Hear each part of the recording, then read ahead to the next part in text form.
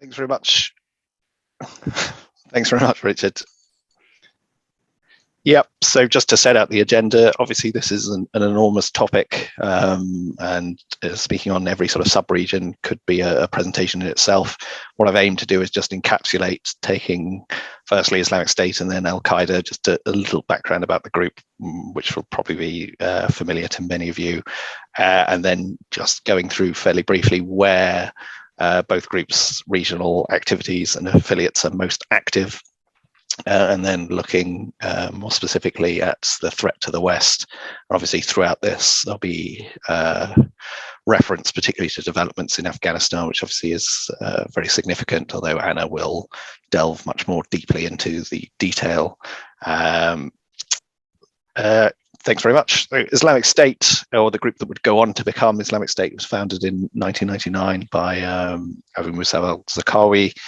He was a Jordanian, although it was an Iraqi-based group, and that was founded as Jamaat al-Tawhid wa al-Jihad in 1999. See the Pledge of Allegiance then followed by that group in 2004 to bin Laden. So a long history of entanglement with Al-Qaeda. It formally became Islamic State of Iraq in 2006 under Omar al-Baghdadi, and that was obviously during the insurgency against the US presence in the country. Abu Bakr al-Baghdadi would go on to become leader in 2010. And it's at this point that the group began its divergence from Al-Qaeda. So in 2011 started to operate across the border in Syria, even though central leadership was against doing this. And in 2013 would go on to begin taking territory in Syria, which would then be the prelude to taking over territory in large swathes of Iraq. The formal rupture with Al-Qaeda followed in 2014 and the announcement of the caliphate. And you can see on the map attached, the grey area was the height of the group's territorial reach or thereabouts. This is around May 2015, so it may not have been the precise peak, but close. Obviously, since then, the group would go on to suffer defeats as the incursion into the sort of Kurdish areas in northern Iraq triggered the US response and the coalition against the group, with al-Baghdadi also dying in 2019, the loss of capitals of Raqqa and Mosul particularly marking the group's defeat, but by no means the end of Islamic State. Yeah, so despite that defeat in Iraq, although nobody knows the precise location, the new leadership will remain there, and it's still the group's key hub for operations is Iraq and Syria, probably to a lesser extent. The tactic, the focus really is a continuation of past strategy, so very heavy focus on sectarian attacks, attempting to foster tensions with Shia groups. Also, a marked increase recently of attacks against energy infrastructure, the basic aim being to sort of foster instability that could give the group another opportunity to try to seize territory again, which remains the long-term ambition, even if in the short term difficult to achieve. Elsewhere in the MENA region, activities have been markedly reduced from the peak of operations, although the group does retain trained cells which conduct sporadic attacks. I think probably Libya is the place where I seem to note the largest number of these kind of attacks, although they're generally fairly low level. It's very much still Iraq, Syria, where it's capable of more sophisticated attacks. Elsewhere, Nigeria, West Africa is becoming an increasingly important sort of secondary hub for the group. In recent weeks, seen the death of the Boko Haram leader Abu Bakr Shakal, was himself previously linked to, previously under IS, but was seen as too difficult to control, and so a separate faction under Musa al-Banawi split off. That faction led by al-Banawi has effectively established itself as the preeminent jihadist group in the region there in northeast Nigeria around Lake Chad. So that is a major driver of instability there, and then increasingly prominent for IS. Within the IS West Africa province umbrella, there's also Islamic State in the Greater Sahel. So that is increasingly active, particularly Mali, Niger, Burkina Faso, where it conducted over the summer a very significant mass casualty attack. I think about 160 people killed in that. However, there it's facing much more direct competition from Al-Qaeda and its Jainim affiliate, which we will talk about. And then lastly, within Africa, one that's gained increasing provenance is this group ASWJ, Al-Sunnah wal Jamaat. There's several groups with that name, but this obviously specifically pertains to the Mozambican insurgency. Whilst Islamic State has claimed responsibility for that group's operations and its successes in temporarily seizing territory in Cabo Delgado, and the group itself has been keen to associate itself with Islamic State. I think those links are fairly tenuous for both sides. It's probably more a case of branding, as ASWJ wants to establish an Islamic State within that territory, and for IS it's an opportunity to say, despite their defeats in Iraq, Syria, that the group is able to continue to expand.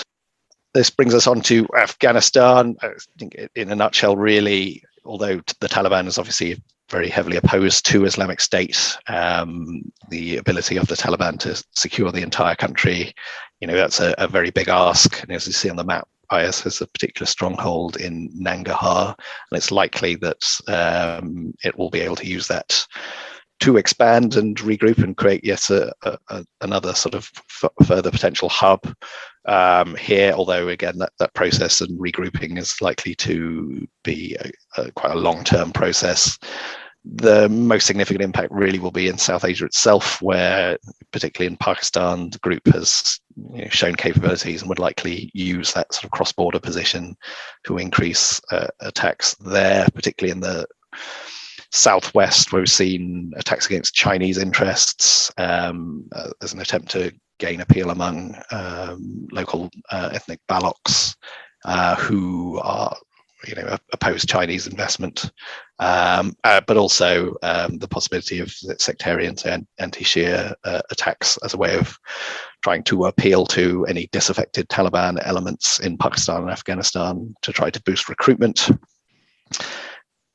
India also, that's in Kashmir, there's an opportunity for IS to train up militants and send them there as well, would be the other significant thing. Elsewhere in Asia, I think realistically, capabilities and presence in Southeast Asia particularly has diminished a lot. Obviously, IS held territory in the Philippines, but since the fall there, the group hasn't been able to organize any mass casualty attacks really, and it's reliant on sympathizers. We have very low capabilities.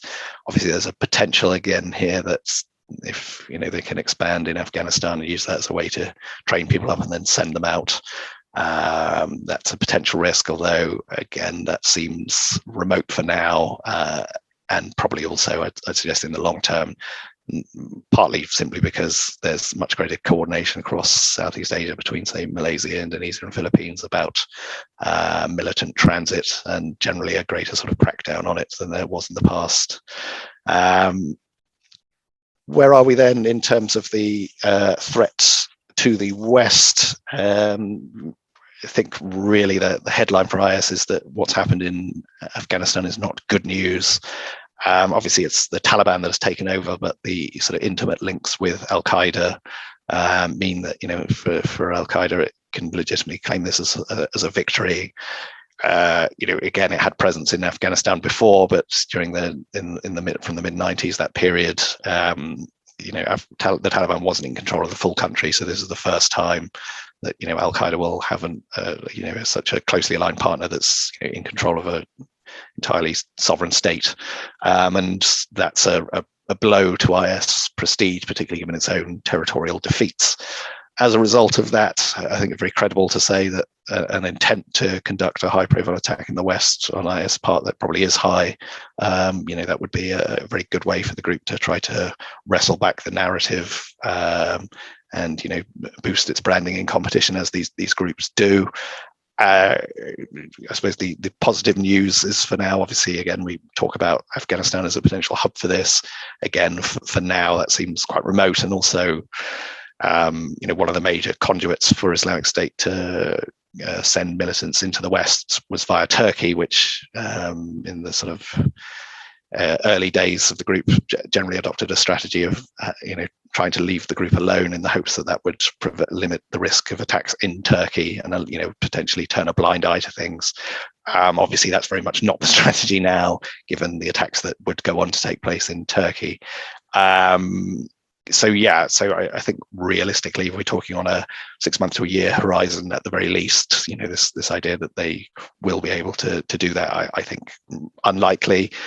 Clear threat, however, from sympathizers, and no doubt the via online radicalization calling for attacks in the West, that is going on heavily, and seen throughout the pandemic that there's been a real rise in efforts to sort of radicalize people online, and also, as ever, drawing inspiration from any attacks, that Islamic State can make elsewhere. In total, I think, nothing to be very acutely concerned about Afghanistan. That risk is longer term, about regrouping and potentially dispersing militants. But that sympathizer threat is real, and this would be a time when there would be a particular desire to do that. But we're talking low-level sort of stabbing attacks in major European capitals. That sort of attack would be the most likely threat right now, and obviously potentially around sensitive times. So this Christmas, for instance, would again be a particular time where they might look to try to step things up. Although, again, ongoing security crackdowns have generally been successful in limiting this, and I would expect that to largely mitigate this. And moving on to Al-Qaeda, so the group, emerged out of the Mujahideen forces, which, were given US assistance in the Soviet-Afghan war. Relations with the US, to the extent to which they were always pragmatic in helping defeat the Soviets rather than any clear ideology, and fairly immediately turned sour. So I think a turning point generally understood was the Gulf War, when bin Laden himself went to the Saudis and suggested that he might help lead forces against Saddam Hussein's incursion into Kuwait. That was rebuffed, and the US came in, and that seems to have marked a real point that the beginnings of that increased US presence and interference in the region would spark the antipathy, which would go on to lead to the 11th September attacks. So after this period, during the Taliban's Afghan emirate, self-claimed, that the group would go on to establish a safe haven there, famously to coordinate the 11th September attacks. That again obviously triggered the major US incursion, which would ultimately lead to bin Laden's death in Pakistan in 2011.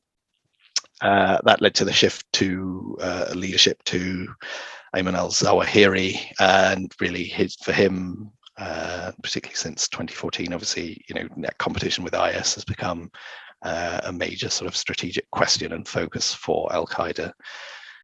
In terms of regional affiliates, so within the MENA region, so Al-Qaeda in the Arabian Peninsula, which is predominantly operates in Yemen, is the central focus. Attached map here showing, I think this was a few months ago, an example of some of the regions where the group is active and conducts attacks.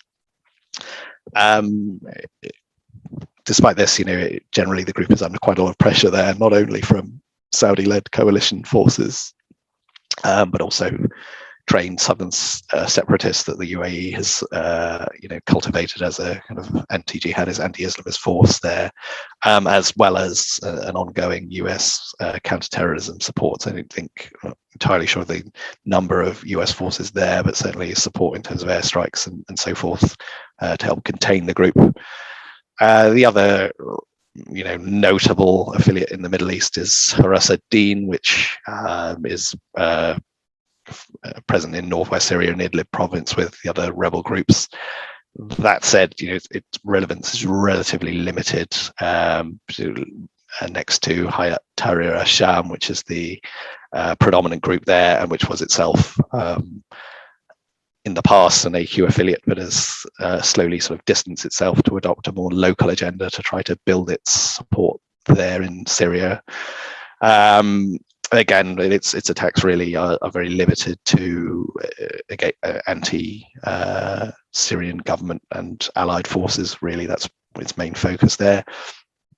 Perhaps most significant, again, this shifting out of the Middle East into the Sahel, Jainim, so it's Jamaat Nasser Islam wal Muslimin, which is an alliance of, I forget whether it's some debate about whether it was 3 or 4 different groups across the Sahel and North Africa. What that group's main focus is, particularly in Mali, fighting against military forces there, with again a long-term aim of destabilizing and sustaining a territorial control there.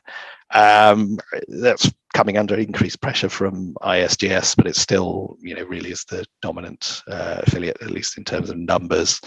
Perhaps the biggest distinction between the two is really just about, discrimination in attacks. So Jainim generally tries to avoid civilian targeting, although it does engage in kidnapping for ransom monies, whereas ISGS, as a reference, the Burkina Faso attack tends to be much less discriminate and, more extreme within this sphere of extremists in terms of targeting civilians.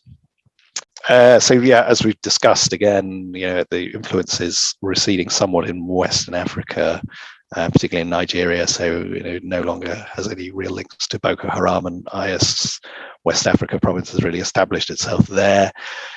A contrast in the Horn of Africa via the Al-Shabaab affiliates, where presents a major ongoing challenge to the government and is in control of fairly significant areas of territory, and indeed sort of established a parallel state, gathering taxes, and some reporting suggesting it's not far off gathering the same amount of money as the central government is able to from the population. So a very significant threat. That said, it's important. Obviously, it's fairly will have links to the central leadership, but in the end, much of the strategy and approach is independent. It's about a local insurgency against the government. As you'll see from the attached map, particularly in terms of trying to secure things around Mogadishu, which is under regular threat. There was another prominent attack yesterday or the day before, where a tea shop was blown up, killing quite a lot of civilians, which again is part of Al-Shabaab's sort of terror strategy. Again, the ongoing US support, particularly airstrikes, are essential in terms of continuing to try to contain the group. Lastly, then South Asia. So as we discussed in terms of IS, the Taliban's takeover is a real victory for AQ. Most significantly, provides a new safe haven for the group's central leadership. Our initial view was that this might take a fair few months before significant numbers of the leadership go, but being reports, I would say, almost certainly credible, that US intelligence has claimed that already people are pitching up, which just goes to show the speed of the collapse of the prior Afghan government has created this opportunity. What does it mean? I guess, yes, similarly to IS, it's going to be a long-term process of regrouping, and also, I think the main thing is that Taliban sort of assurances that the group wouldn't be allowed a foothold, clearly very hollow. I think it does have potential implications in the region. So elements of the Pakistani Taliban, even though the Pakistani government has links particularly to the Haqqani network, which is taking a prominent role in the government in Kabul, and will hope to use that to get the Afghan Taliban to lean on the Pakistani Taliban not to step up attacks. I think it, have some success in that, but wouldn't want to overstate it. So risk there, particularly, Al Qaeda aligned, more globally jihadist aligned elements within that Pakistani Taliban will be looking to conduct attacks, and also potentially a flip to Al Qaeda in the Indian subcontinent, which is a group that is established to ostensibly to conduct attacks in India, but has generally been fairly quiet, and is sort of counterpoint to Islamic State's Hind province, which is the same. But again, it's probably more significant again for Kashmir and training up militants there rather than anything within India proper. And then again, a very similar situation, I think, to IS. So, potential for growth of influence in Southeast Asia, this idea of training up people in Afghanistan and dispersing them. But again, I think probably something over the much longer term.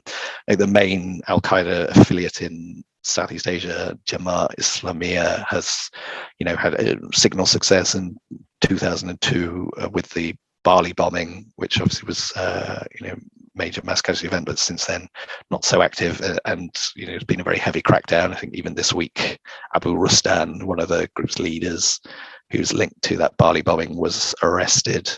And so, again, I think similarly, we'd be talking much more about sympathizers if we're worried about risk in Southeast Asia, although again it still seems that Islamic State's branding and recognition is preeminent, and be an interesting trend to see if more people following the fall of Afghanistan and the Taliban takeover shift their position in terms of who they are sympathizers with in the global jihadist groups.